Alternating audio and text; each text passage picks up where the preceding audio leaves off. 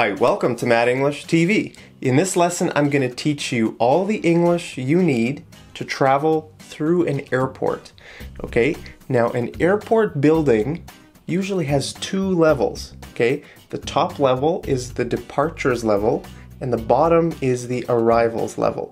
Departures means you're leaving, arrivals means you're coming. Okay, so you might see a sign that says international departures or domestic departures. The word domestic means inside the country. Okay, you're not leaving the country. So if you fly from New York to Los Angeles, you would go to domestic departures. But if you're flying to Germany or some other country, then you would go to international departures. And it's the same for arrivals. Okay, now when you're in the airport, to get between the levels, you're going to take an escalator or an elevator. So in Canada and the US, this is called an elevator. In the UK, it's called a lift. Okay, so let's say we're going to the departures level and we're going to fly somewhere. All right, then we need to check in. That's the first thing you need to do. You need to find check-in. Now there's two ways to do this. You can go to self-check-in and you're going to use a kiosk. Those things are called kiosks. You're going to use that to check in, or you're going to go to a check-in counter. Okay, and you're going to talk to this lady here. Now, at check-in, you're going to do two things, right? You're going to get your boarding pass, and you're going to check in your bags, your luggage, right? So, let's say we're at check-in counter here, okay? Our suitcases are going to be checked right here, and our suitcases are called checked baggage. Now, any bags that we want to take onto the plane with us, that's called carry-on baggage. Okay, now if you do the self-check-in option, then you're going to get your boarding pass and your bag tag from this machine here, right? So you need to you take your bag tag and you need to put it onto your suitcase yourself, and then you need to look for a sign that says baggage drop, right? And you're gonna put your suitcase onto a conveyor belt and say, bye suitcase, it's gonna go onto the plane. Okay, so here's a simple conversation that's going to happen at the check-in counter if you go to the check-in counter. Next, please, could I have your passport? How many bags are you checking in today? Would you prefer an aisle seat or a window seat? Okay, then you can say, I have 2 bags to check in. I'd like a window seat, please, because I want to take a lot of pictures when I take off and when I land in the new city. So then she's going to say, okay, here's your boarding pass. Boarding time is 8:45 from gate 23. Okay, then after you check in, then you're gonna go through customs. Maybe, depending on the city, depending on the airport, you might go through security right away, but you might go through customs here. And at customs, they're going to ask for your passport, and they're gonna stamp your passport because you're leaving the country. It's gonna say leaving, okay? You're going somewhere. Then after you go through customs, then you're going to go through security. So the area where you have to get checked, that's called security. You'll probably see a sign that says something like this, security checkpoint. Ticketed passengers only beyond this point. So you need your boarding pass. Okay, now at security, they'll probably tell you a few things, right? They might say, do you have a laptop? Do you have any liquids? Because you can't bring any water. If you have a water or a coffee or something, you're gonna need to throw it out before you go through security. They might say, are you wearing a belt?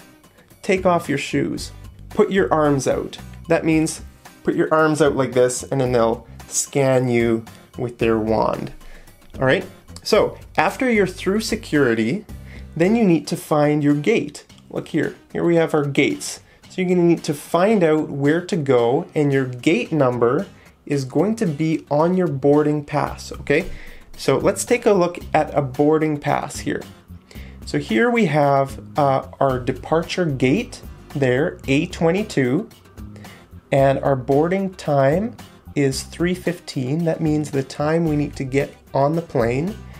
And here we have the departure time. Usually you need to board about half an hour before departure. Okay, so this is actually the time that your plane is going to leave, but that's the time you need to be ready to get on the plane. And here you have your seat number. Okay, so those 4 things are really all you need to know, but you should keep your boarding pass with you right up until you land, because they'll probably ask for the flight number. See, United Flight D3048. When you land in a new country, you have to fill out the declaration form or the customs form, okay? And on that form, it's going to ask for your flight number. So you should keep your boarding pass and remember your flight number. Okay, so you've gone through customs, you go through security, and you board the plane. To board the plane, you go through a bridge, you walk through the bridge, and you get on the plane, you find your seat, and then you take off, right? And then when you land in the new city, it's the same process in reverse. Okay, so you get off the plane, you walk through the bridge, and you go through customs. Now, at customs, they might ask you a few questions. Okay, they might say, where are you coming from? What is the purpose of your visit? Do you have anything to declare? Okay, so if I was going to a new country, I would say, I'm coming from Calgary. I'm here for tourism. I don't have anything to declare. Okay, so after you go through customs, then you need to get your bags, right? So you need to look for a sign that says baggage claim. And you're gonna see a lot of these things. They're called baggage carousels.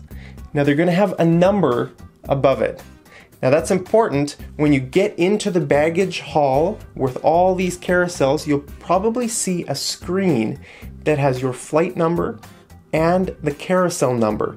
Okay, so you see your flight number 3048, carousel 3. Okay, then you go to carousel 3 and you get your bag. And then after you get your bag, you'll probably see something like this.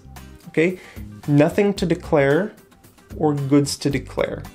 Okay, you're probably just gonna go through here. If you have like a gun or something, then you'll probably go here, goods to declare, and sort that out. But you're probably not gonna bring a gun into the country. So just go through here.